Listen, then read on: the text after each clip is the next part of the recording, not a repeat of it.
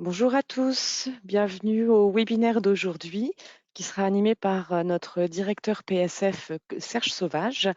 Le thème d'aujourd'hui, ce sera l'outsourcing informatique pour les PSF. Serge, je te laisse la parole. Merci Magali et bonjour à tous.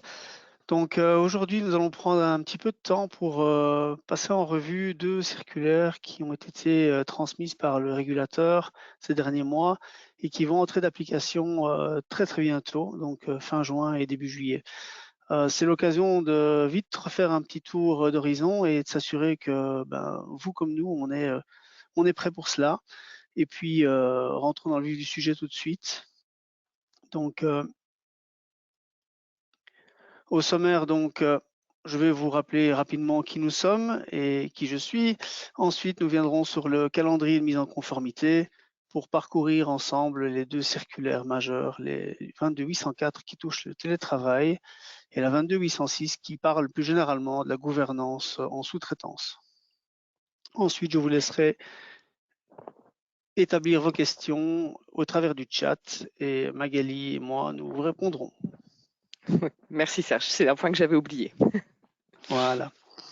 Donc voilà, FCube existe dans le paysage PSF depuis 2016 et nous avons un agrément de type OSIRC qui est maintenant refondu, comme vous le savez. Les articles 29.3 et 29.4, anciennement OSIS et OSIP, sont maintenant fondus en un seul agrément OSIRC qui nous autorise donc à avoir en fait toute une série d'activités pour le secteur financier, très notamment sur la gestion cloud, téléphonie, également d'infrastructures sur site, des maintenances, distribution de matériel et autres consultances sous forme de type resource on demand ou autre. Vous voyez sur le slide que deux couleurs sont visibles, le rose fuchsia et l'orange qui délimitent simplement deux sociétés sœurs qui font les mêmes services, l'un centré sur le monde autre que le secteur financier. Et pour ma part, j'ai la direction avec mon co-directeur Jean-Paul Cosier de la partie Aircube qui, elle, est centrée sur le secteur financier.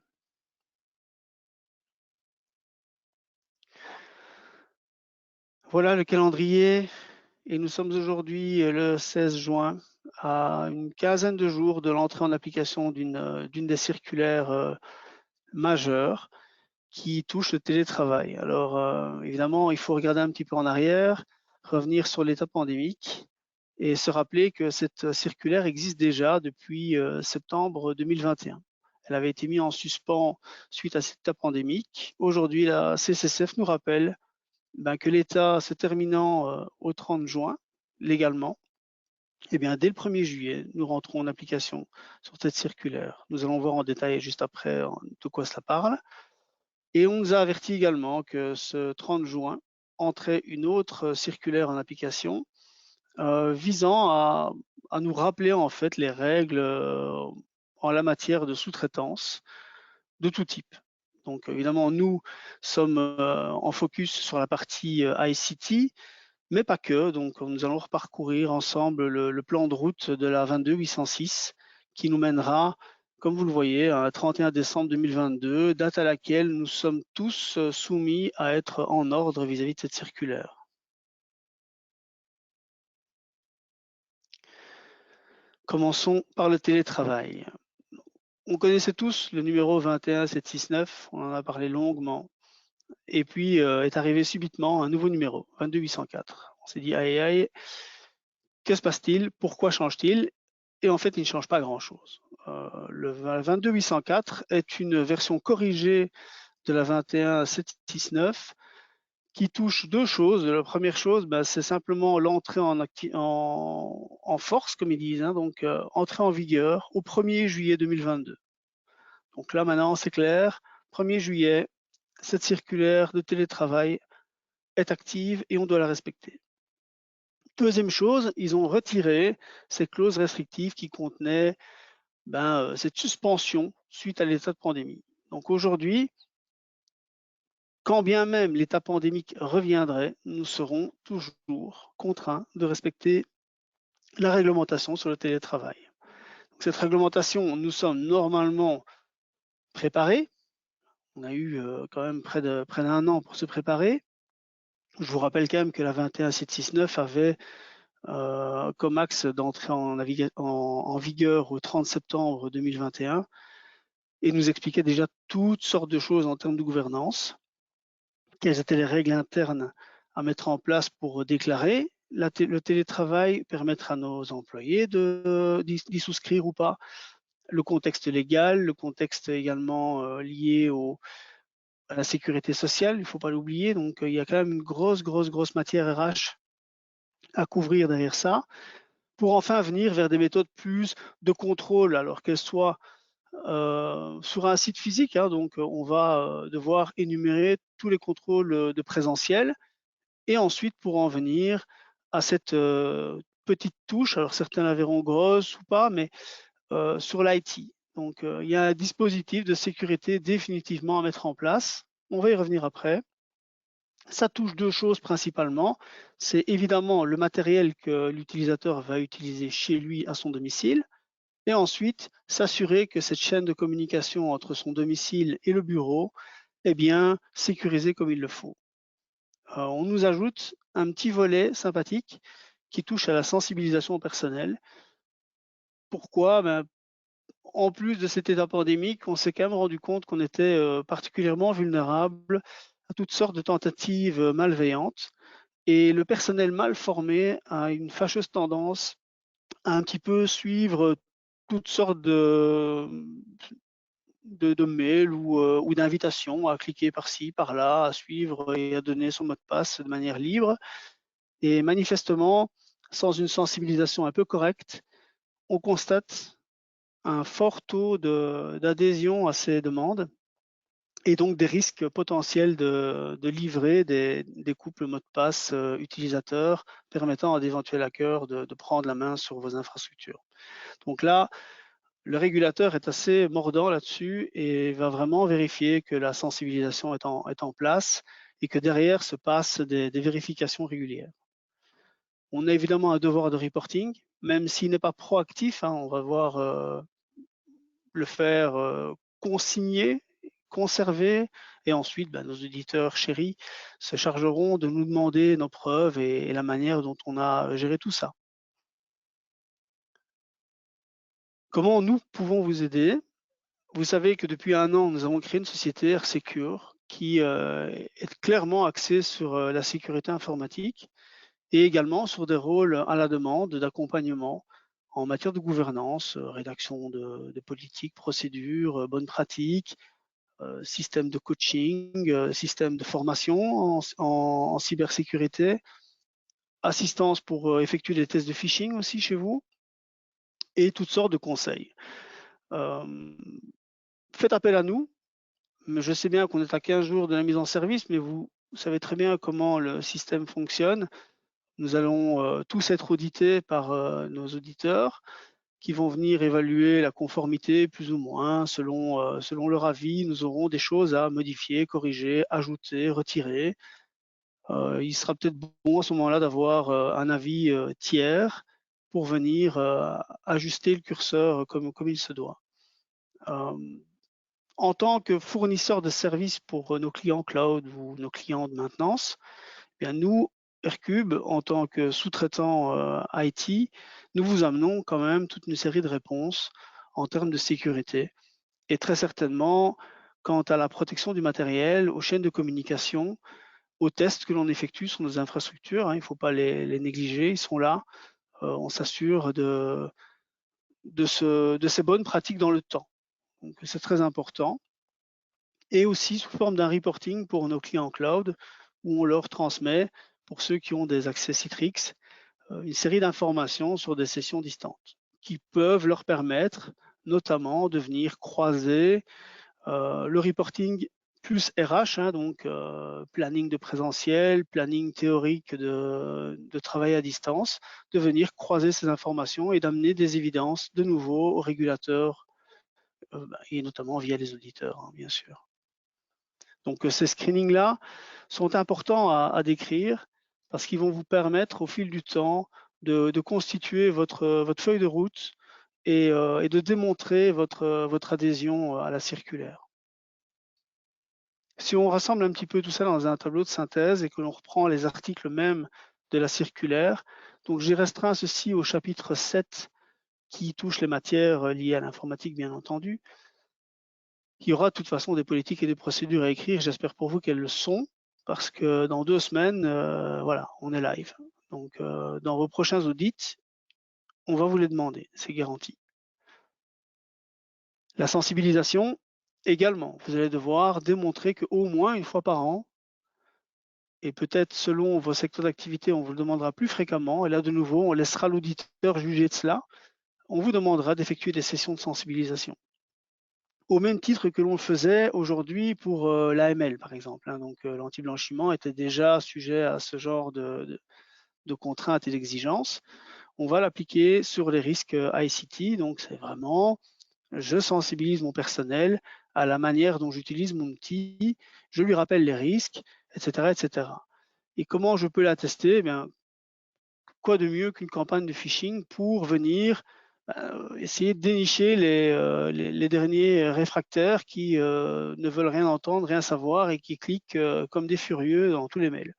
Donc ces personnes-là seront très vite invitées de manière forcée à suivre un tutoriel qui va leur rappeler eh bien, gentiment ce qu'ils auraient dû faire et suivre en tant que règle de sécurité pour éviter de se faire piéger.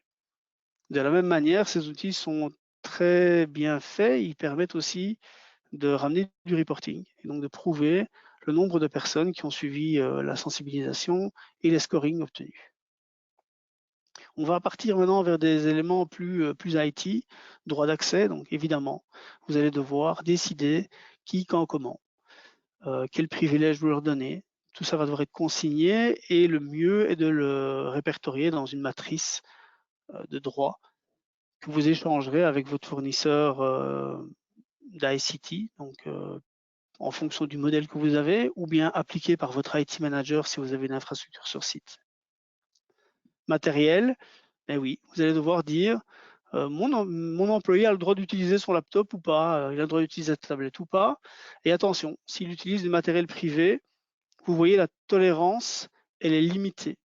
Donc la tolérance, elle est limitée au fait que le véhicule soit sécurisé. Donc, vous pourrez utiliser du matériel privé pour autant que vous accédiez à votre environnement de travail au moyen d'un bureau virtuel ou d'applications qui sont containerisées. Donc, vraiment, il nous force à avoir un véhicule et un mécanisme de sécurisation de la chaîne de communication. Donc, de nouveau, on revient à cela.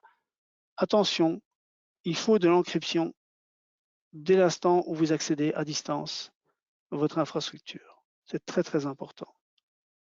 On va se charger de certains points, notamment du suivant. Donc, on va vous aider à sécuriser et à maintenir le niveau de sécurité de votre infrastructure pour autant que nous soyons en charge de cela. Autrement, vous devrez aller vers votre IT manager ou votre fournisseur de services pour vous en garantir. Il faudra aussi pour vous définir toutes ces règles. Hein. Donc, qui a droit à quoi, comment, ce que je souhaite mettre en place pour gérer les devices ou pas. Toutes ces choses-là sont de votre ressort. Votre sous-traitant, son nom l'indique, n'est là que pour exécuter vos décisions. C'est très, très, très important. Retenez-le bien, vous serez toujours en charge de la responsabilité et du contrôle de votre sous-traitant. J'ai déjà parlé du contrôle de la chaîne de communication. Ben nous, typiquement, on va utiliser une session Citrix. Donc, on va avoir une encryption du signal. On va la doubler avec une authentification à multiples facteurs. Donc, vous connaissez nos solutions. C'est souvent un mot de passe temporel reçu sur un GSM ou même avec un petit boîtier qui permet d'éviter le risque d'interception du mot de passe, tout simplement. En veille technologique, nos équipes sont formées pour et nous avons des systèmes pour détecter et corriger les failles. Et forcément, nous maintenons nos applications et nos infrastructures à jour. Donc de même, si vous avez d'autres fournisseurs ou si vous gérez vous-même votre infrastructure en local, veillez bien à respecter les mises à jour sur les postes, à vérifier les mises à jour sur les serveurs. Assurez-vous que vous êtes bien sur les dernières versions des operating systems et que vous respectez les recommandations des fournisseurs. C'est très très important. Là, l'auditeur va clairement vous demander de prouver cela. Donc, on va vous demander des captures d'écran de mise à jour récentes, etc. Ça fera partie forcément de vos enregistrements au titre que tout le reste. Tout ce que vous pourrez conserver comme preuve de la sécurisation de vos postes de travail pour vos employés, de la manière dont ils se connectent, des logs de session, constituera vos preuves et vos enregistrements.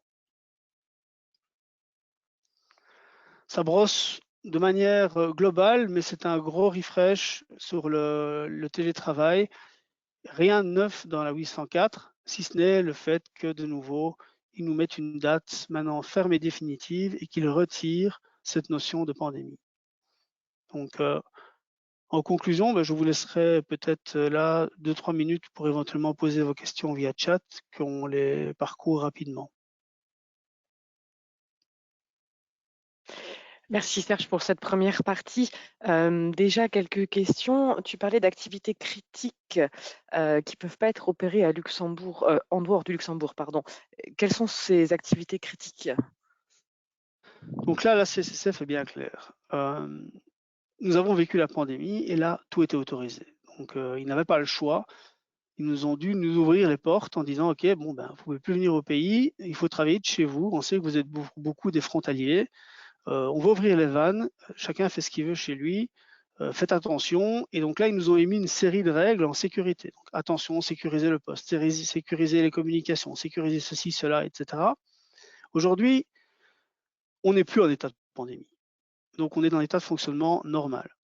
La législation nous autorise à avoir recours au télétravail de manière modérée. Et donc, la CSSF nous rappelle gentiment, mais de manière bien ferme, que des activités critiques, et donc tout ce qui touche à la finance, mais également la présence de la direction. La direction régulée doit être présente sur site tous les jours. Donc, on a toute une série de contraintes à respecter. Nous ne pouvons pas envoyer nos employés faire des activités critiques business à leur domicile. On doit forcément interdire les possibilités de sortie de données. Donc, on va devoir faire très attention dans nos politiques de sécurité à empêcher les impressions à domicile et certainement pas autoriser des activités de comptabilité ou de finance ou de placement ou autre. Donc, sauf si, de nouveau, une entité décide, au travers de son analyse de risque, de déclarer qu'il en est parfaitement conscient, mais que malgré tout, il prend la décision d'autoriser en couvrant ce risque pour une série de raisons qui lui sont propres. Ça devra être forcément indiqué noir sur blanc dans l'analyse de risque et sans doute que l'auditeur vous demandera de vous expliquer là-dessus. Parce que très clairement, toutes les fonctions bancaires, finance, comptabilité sont clairement indiquées comme étant interdites en télétravail. Merci Serge. Autre question, concernant le reporting, est-ce qu'il faut le faire de façon proactive ou on doit attendre que la CSSF nous demande les reportings? Actuellement, nous n'avons aucune obligation de transmettre de manière régulière notre reporting. On doit le conserver et le présenter soit sur demande du régulateur et évidemment à la demande de l'auditeur qui aura cette compétence à analyser lors de l'audit interne. Toutefois, la CSSF se réserve le droit de revoir cette circulaire après 12 mois d'application. Fonction un petit peu de l'adhésion des entités, ils vont rectifier le tir. Donc, si lors des audits, nos auditeurs se rendent compte que le reporting est un petit peu pas trop assuré ou très léger dans les entités, on peut s'attendre à recevoir des injonctions plus strictes du régulateur sur la version refondue de 2023. D'accord. Et sur combien de temps le reporting doit être conservé? En tout temps. Donc, dès l'instant où elle rentre d'application, on doit avoir un reporting qui couvre année par année l'ensemble des personnes qui ont recours au télétravail et de pouvoir prouver pour chacun d'entre eux quand et comment et jusqu'à même l'activité prestée. Ou du moins de pouvoir prouver que certaines activités sont impossibles. Merci Serge. Encore deux questions. N'hésitez Oui. pas à continuer à poser vos questions, hein. Je n'ai pas encore pris d'action pour ces circulaires. Par où je dois commencer? Premier step, c'est ce que j'ai indiqué, c'est un assessment. Donc là, il est urgent de commencer, de vraiment parcourir la circulaire et de déjà décider en direction de l'utilisation du télétravail. Donc de voir si l'entité désire ou pas avoir recours au télétravail. Et dès l'instant où l'entité souhaite y avoir recours, il va falloir normaliser tout cela et donc rédiger très rapidement des politiques de gouvernance, des documents RH qui vont devoir être transmis aux employés parce que tout ça doit se faire de manière transparente vis-à-vis de Transparente. l'employé. Et dès l'instant où le cadre de gouvernance est installé, regardez dans le détail au niveau de l'informatique comment faire pour s'assurer qu'on fonctionne dans un système secure. Donc là, très sincèrement, je vous invite à prendre contact avec notre société sœur AirSecure. Ils sauront vous guider pas à pas dans la démarche. Avec le self-assessment. Et Ouais. dernière question, est-ce que le commissariat aux assurances va adopter les mêmes règles justement pour le télétravail, comme la CSSF? Il y a de grandes chances, oui. Voilà, Donc ça, on n'a pas. c'est une loi qui vient au niveau national et elle va être répercutée aussi bien par l'ILR que par le commissariat aux assurances ou la CSSF. Merci Alors Serge. il y aura peut-être au niveau du commissariat aux assurances de nouveau des variations quant aux activités dites interdites. Là, évidemment, peut-être que eux seront plus laxistes ou moins stricts, on va le dire comme ça. Merci Serge. J'ai plus de questions recensées dans le, Ok, dans le chat. Tu peux très continuer. bien. On aura de toute façon encore une période en fin de présentation pour reprendre ça Exact, si d'aventure. Donc, je vais me permettre exact. de poursuivre la présentation et nous allons parler aujourd'hui de la deuxième circulaire qui est la 22806. Les numéros sont tout proches, parlent pas vraiment de la même chose, mais certains morceaux sont communs, vous allez voir. C'est un sujet assez vague. On nous a rassemblés dans une seule circulaire tout plein de petits morceaux qui étaient dispersés dans tout plein d'autres circulaires. Donc en fait, il y a plein de petits morceaux qui ont été remis dans l'ordre. Et le sujet, c'est la gouvernance lorsque l'on a recours à de la sous-traitance. Donc là, c'est un sujet très très vaste parce qu'il ne touche pas que l'IT. La CSSF a souhaité remettre de nouveau au clair les règles du jeu lorsqu'une entité régulée souhaite sous-traiter une de ses fonctions. Et je dis bien là, une de ses fonctions. Cette circulaire va rentrer en application très vite, vous voyez, 30 juin. La CSSF, dans toute sa bonté, nous offre 6 mois pour nous mettre en conformité. Mais attention, le travail est sévère. Donc, il va vraiment falloir prendre les choses rapidement et être très structuré dans le travail parce que vous allez voir, le chemin est long et assez complexe. Elle s'applique à la majorité des entités surveillées. Je n'ai pas mis toutes les entités parce qu'il me semble qu'à lecture du panel des entités qui étaient sujettes à la circulaire, je n'ai pas vu les sociétés de gestion selon l'article 16. Mais voilà, c'est peut-être la seule série d'entités qui ne sera pas visée par cette circulaire. Alors, comme je vous l'ai dit, elle rassemble de nombreux morceaux de différentes circulaires de gouvernance qui s'appliquaient à chacune des types de PSF. Pour autant, elle n'abrogera aucune de ces circulaires. Donc aujourd'hui, pour ceux qui avaient la 12552 par exemple, en gouvernance et en administration centrale, eh bien, la 12552 reste d'application, mais vous verrez qu'elle a été modifiée par la 22806. Donc toutes ces circulaires-là vont rester en chemin, vont vivre leur chemin parce qu'elles traitent d'autres sujets parfois où elles viennent compléter la 22806, qui se veut être un résumé et quelque part un rappel chronologique des tâches à effectuer.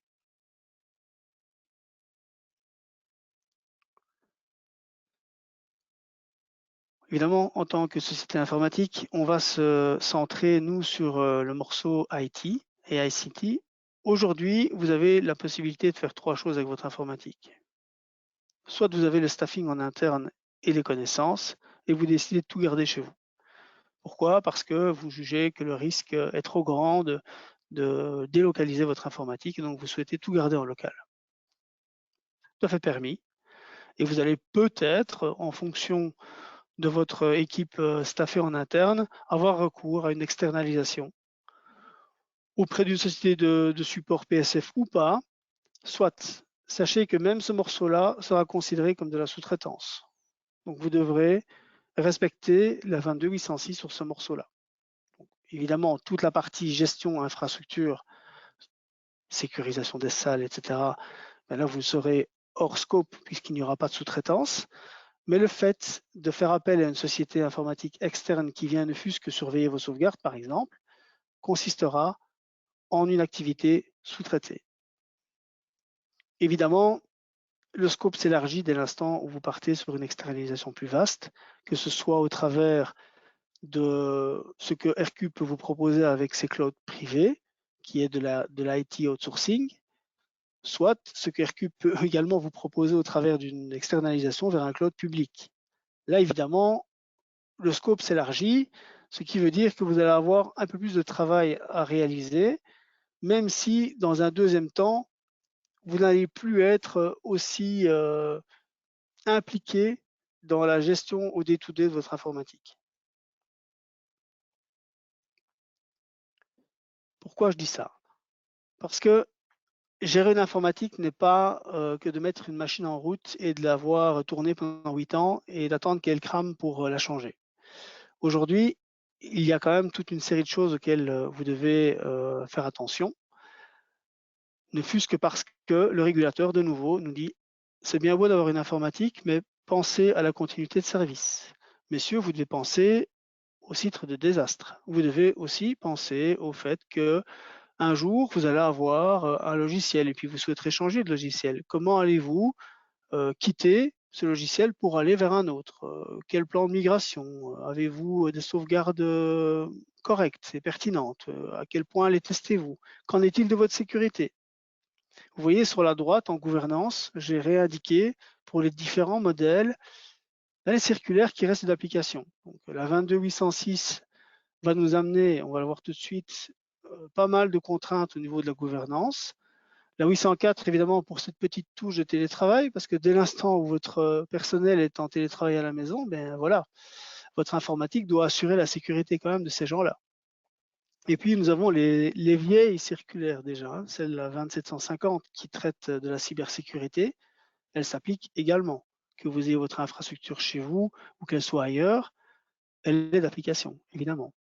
Et enfin, les circulaires un peu plus vétustes, hein, 2017 déjà, la 17656 et la 654, qui sont elles toujours d'actualité et qui viennent donner le cadre opérationnel de la sous-traitance ou bien dans le cadre de l'IT outsourcing, ce qu'on connaissait initialement, qui ensuite a été complété par du cloud computing, que ce soit de nouveau vers un cloud privé ou un cloud public. J'espère que je ne vous ai pas trop tous perdus. On aura l'occasion d'y revenir dans les questions. J'ai essayé d'amener quelques avantages et inconvénients à chacun des modèles et de vous rappeler que la gestion IT et de la sécurité est présente dans tous les socles et qu'elle est à charge évidemment de l'entité surveillée, quand bien même elle fait de la sous-traitance. Donc là, de nouveau, attention, la 27750, vous y êtes tous tenus, quand bien même vous avez outsourcé une partie de votre informatique. Alors elle nous dit quoi cette circulaire 22806? Elle va nous forcer à faire de l'évaluation. Rappelez-vous le dogme de la gestion du risque. Tout est risk-based à la CSSF. Toute notre vie d'entreprise est gérée par le risque. Et donc, l'entreprise a toujours le droit de prendre une décision basée sur une analyse de risque. On va nous demander de suivre le même chemin pour de la sous-traitance. Et là, on parle bien de sous-traitance au sens large dans ce chapitre-ci, qui est la première partie de la circulaire, puisque que ce soit de la fonction d'audit interne, des fonctions financières, de la comptabilité, du RH, que ce soit une fonction critique, car celle-là, on peut les outsourcer, ce n'est pas interdit, on va devoir faire un assessment. Donc, on va devoir faire une analyse de risque. On va devoir faire une due diligence pour démontrer que l'on a pensé à tout avant de se lancer dans la bataille. D'accord? Et penser à tout, ben, c'est penser à avoir des politiques internes visant la sous-traitance. Donc, dans quel cadre je m'autorise à faire de la sous-traitance? Comment je détermine mon sous-traitant? Est-ce que je fais une étude de marché? Je n'en fais pas. Est-ce que je pars sur un seul, voilà, une seule société parce que je connais un produit et que c'est ceux-là les experts du produit, donc je pars avec, ou je me force à avoir éventuellement un RFP ou ce genre de choses. Donc, toutes ces notions de gouvernance doivent être rédigées dans des politiques et validées par la direction, bien entendu. Une fois qu'on a fait ces éléments de gouvernance et qui vont traiter de sujets de conflit d'intérêts, on va devoir se poser la question d'assurer la continuité de chacun des services. Une fonction qui est sous-traitée, il va falloir s'assurer qu'on peut la continuer à tout moment, qu'on peut la contrôler, qu'on peut l'auditer et qu'on peut en sortir sans mettre en péril le business de la société. Donc, ces fameuses exit strategies dont on entend souvent parler. Le tout doit être évidemment documenté pour subir cet audit annuel qui est notre examen de passage, vous le savez à tous, où on montre notre manière de faire et aussi rassurer le régulateur que nous respectons la loi et que notre activité est pérenne. Dans un deuxième temps, ben, il va falloir rédiger des processus, donc aller dans le contenu, alimenter ces due diligence, s'assurer que le contrat répond à toutes ces exigences. C'est une chose de contracter avec une société luxembourgeoise, c'est autre chose d'aller vers un contrat avec Amazon, par exemple. Quelle prise avons-nous sur Amazon? Comment pouvons-nous nous garantir qu'Amazon respectera ce que nous avons besoin au Luxembourg? Et enfin, de quelle manière va-t-il nous autoriser à partir? C'est bien beau d'aller sur un portail, de faire clic, hop, voilà, j'ai une machine virtuelle, pouf, pouf, pouf, j'ai un nouveau logiciel RH on demand, c'est génial, regarde en 3 clics, et là, hop, pof, pof, une adresse email et envoyer, c'est pesé. J'ai mon système RH qui tourne, c'est fantastique, et je commence à charger la donnée. Je ne me suis pas posé la question de savoir où il était localisé, s'il y avait de la redondance ou pas, s'il y avait un système qui sauvegardait ou pas, et puis sous quelle législation je me trouve. Est-ce que le contrat, c'est un contrat luxembourgeois, américain, chinois, que sais-je? Ces choses-là, la CCCF ne veut plus en entendre parler. Elle va nous demander de faire notre devoir proprement et donc de rentrer un formulaire de notification. Et ce formulaire va reprendre forcément tous les thèmes que je vous ai cités sous forme de questions. Il va vous demander d'y répondre en notifiant votre intention de sous-traiter telle ou telle fonction. Ce qui est vrai pour des fonctions non IT est vrai également pour l'IT, vous en doutez. Et donc, nous allons devoir passer au travers de toutes sortes de considérations générales, des schémas d'infrastructure, la sécurisation, garantir de nouveau ces fameuses encryptions du channel de communication, l'utilisation de mots de passe multiples, des facteurs d'authentification temporels. Toutes ces règles-là vont revenir invariablement comme elles le sont pour le télétravail. Vous allez retrouver les mêmes formulations, les mêmes questions, les mêmes attentes, que ce soit sur des infrastructures de type cloud computing ou pas, peu importe. Les petits variateurs, c'est que dans le cas d'un cloud computing, on va parler d'une entité intermédiaire que on va dire l'ISCR, donc vous en tant qu'entité surveillée, vous allez avoir recours. Vous allez pouvoir passer par un tiers qui va jouer un rôle dit de ressource opérateur. Donc, cette entité peut être ou pas agréée auprès de la CSSF. De nouveau, le fait qu'elle soit agréée, un petit peu comme une certification, va vous lever pas mal de questions que vous allez devoir couvrir sous forme de due diligence si vous faites appel à un tiers qui est non agréé. Vous allez pouvoir également sous-traiter ce rôle d'opérateur de ressources au cloud provider lui-même. D'accord? Dans ce cas-là, vous devrez simplement vous assurer et démontrer qu'il y a bien une séparation des tâches, que j'ai ici indiqué entre build et run, il faut comprendre à cela que la CCCF fait une réelle distinction entre une équipe qui construit l'infrastructure et qui n'a jamais accès à vos données et à celle qui opère vos ressources, c'est-à-dire ceux qui vont ajouter les utilisateurs, retirer les utilisateurs, ajouter des machines, modifier vos configurations. Ceux-là sont dans le run et eux ont potentiellement accès à vos données. La sécurité autour de ces gens-là doit être un peu plus stricte et surtout, il doit y avoir une séparation claire et distincte entre ces deux notions.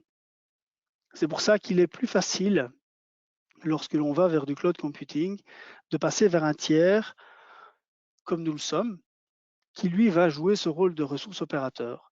Donc, nous aurons, nous, un contrat et nous sommes en cours de certification auprès de la CCCF pour être reconnus comme ressource opérateur pour les clouds Azure et 365. Nous allons pouvoir jouer ce rôle vis-à-vis de vous. Nous gérerons vos consoles, nous créerons vos utilisateurs, nous gérerons l'IT qui se trouve localisé dans le cloud computing, que ce soit pour ici évidemment Microsoft. D'accord? En vos lieux et places. Néanmoins, nous serons sujets à votre contrôle parce que vous êtes responsable. Vous allez devoir nommer un cloud officer. Alors c'est une fonction qui émane aux ressources opérateurs. Pourquoi? Ça paraît un peu bizarre, on se dit tiens, on se sera attendu à ce que ce soit l'entité qui doit avoir ce rôle de cloud officer. Pourquoi est-ce qu'elle est mise chez les ressources opérateurs? Tout simplement parce que cette personne doit faire état de certification démontrant sa connaissance technique et technologique des plateformes qu'il utilise et qu'il administre. Voilà. C'était long à dire. Sachez que si ce rôle revient chez vous, parce que vous décidez d'être vous-même le ressource opérateur, vous avez le droit. Vous allez devoir donc avoir quelqu'un, personne physique, de votre entité qui a suivi des certifications lui permettant d'administrer correctement, en toute sécurité, les plateformes du cloud provider de votre choix. Ceci inclut les connaissances des services également, des sorties de services, donc les clauses contractuelles, les reconductions de contrats, les reconductions tacites, vous voyez un petit peu où je veux en venir, vous garantir que lorsque vous faites les clics qui ajoutent, retirent, vous êtes toujours en pleine connaissance de cause et en plein contrôle de la plateforme que vous utilisez. On nous a enfin retiré cette obligation de demander l'accord de l'autorité pour le faire. J'ai envie de dire, enfin, nous pouvons nous en tenir à des informations ou notifications auprès de l'autorité. Les formulaires existent sur le site de la CCCF et donc nous avons un délai d'attente par contre.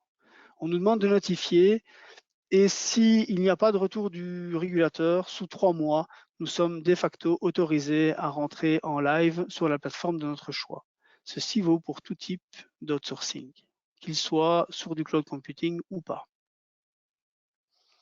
Vous allez devoir rajouter toutes ces notions dans votre stack de gouvernance de la gestion.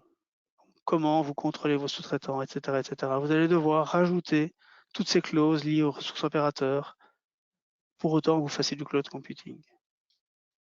Et enfin, j'attire une dernière fois votre attention sur l'aspect contractuel obligatoire.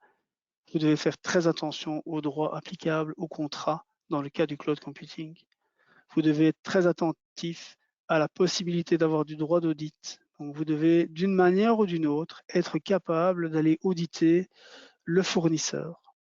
Donc on ne s'en tient pas en tant qu'entité surveillée à l'opérateur de ressources qui gère la plateforme derrière. Non, on doit avoir un accès aux deux. On doit à la fois pouvoir auditer notre ressource opérateur et par rebond être en mesure de recevoir ou des informations du cloud provider ou d'être en mesure de l'auditer directement. Vous vous rendez bien compte que c'est souvent le premier cas de figure qui se pose. Hein. On voit mal Microsoft ouvrir ses portes à toutes les entités surveillées du Luxembourg pour venir mener des audits. Il se charge d'avoir un portail de compliance super bien fait avec des tonnes de documents tout le temps à jour et que l'on peut télécharger sur simple demande. Et vous devrez aussi documenter de manière très précise votre réversibilité ou sortie de service. Donc ça, c'est une exigence très forte du régulateur. Il y veille. Je vous assure qu'il y a des questions très ciblées là-dessus et vous n'obtiendrez pas leur accord, ou du moins, ils ne vous lâcheront pas tant que vous n'aurez pas amené une réponse efficace sur la manière dont vous êtes capable de sortir d'un service sous-traité, que ce soit d'ailleurs aussi bien en IT outsourcing qu'en cloud computing. À nouveau, comment pouvons-nous vous aider? On a fait le choix à nouveau de passer par notre société AirSecure pour vous accompagner dans cette mise en conformité. Donc, un petit peu comme il existait l'assessment et le gap analysis sur la 27750, nous allons agir de la même manière vis-à-vis de la 806. Nous allons travailler avec vous les analyses de risque, étudier votre business, avoir les échanges qui nous conviennent pour être capable de rédiger vos politiques, de bien prendre en compte ces notions de continuité, de sortie de service, de droit d'audit, de relire les contrats s'il faut, et de vous accompagner dans la rédaction de la notification à la CCSF. Donc ce formulaire qui fait quand même quelques pages, parfois amène des questions un petit peu saugrenues ou que l'on ne sait pas très bien comment aborder. Nos collègues d'AirSecure, eux, ont l'habitude, l'ont déjà fait de nombreuses fois et sauront vous guider dans ces réponses. Évidemment, ce qui était vrai pour le télétravail, le reste pour la sous-traitance.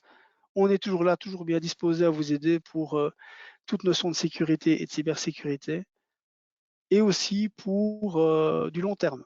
Donc, notre société AirSecure peut vous accompagner dans un rôle de CISO as a service, donc ce responsable sécurité, ce responsable cybersécurité, dans des missions long cours pour toute forme de conseil et de révision de vos politiques.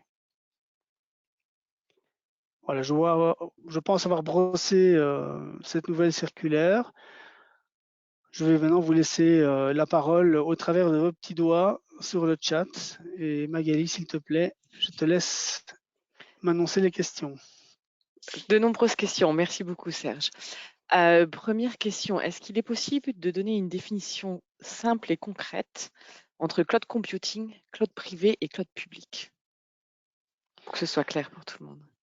Alors, pour que ce soit clair pour tout le monde, la CCCF a émis une définition du cloud computing. Donc, ce sont 5 critères qui doivent être respectés par le cloud provider. Les plus marquants sont clairement les systèmes de provisionnement par le client lui-même, donc cette fameuse ressource on demand, donc de permettre à l'utilisateur final de la plateforme de provisionner lui-même son service en quantité, de manière souple et élastique, ce qui signifie presque de manière illimitée. La nuance qu'on peut ajouter à ça, c'est sur ces plateformes dites de cloud computing, l'utilisateur n'a jamais besoin d'avoir recours à un tiers pour provisionner des services ou en retirer. D'accord? À ce titre, les services que Aircube rentre au travers de son cloud privé, et là je vais venir tout de suite à la définition du cloud privé, c'est que nous disposons d'une infrastructure qui est localisés dans les data centres au Luxembourg, qui sont propres à Aircube et qui sont gérés uniquement par le personnel d'Aircube. Ceci signifie que le cloud, puisqu'il s'agit d'une infrastructure massive et partagée au travers de différents clients, nous appartient. Elle est donc privée. Et elle ne dispose pas de mécanismes permettant à nos clients de faire du self-provisioning. Donc, ils ne peuvent pas agir en toute liberté. Donc, nous ne répondons pas à ce titre aux exigences du cloud computing. Nous ne sommes donc pas un cloud provider, pour du moins ce qui touche cette fameuse infrastructure localisée dans les data centres à Luxembourg. Maintenant, je vous ai dit, Aircube est en passe d'être autorisé à être ressource opérateur. Donc, nous allons pouvoir vous accompagner sur les clouds Microsoft. Donc là, ce sont des infrastructures appartenant à Microsoft dans des salles appartenant à Microsoft localisées en Europe, hors Luxembourg, et nous servirons d'intermédiaire pour vous aider à administrer ces infrastructures. Et c'est en cela qu'il s'agit de cloud computing. Ouais, j'espère avoir Merci.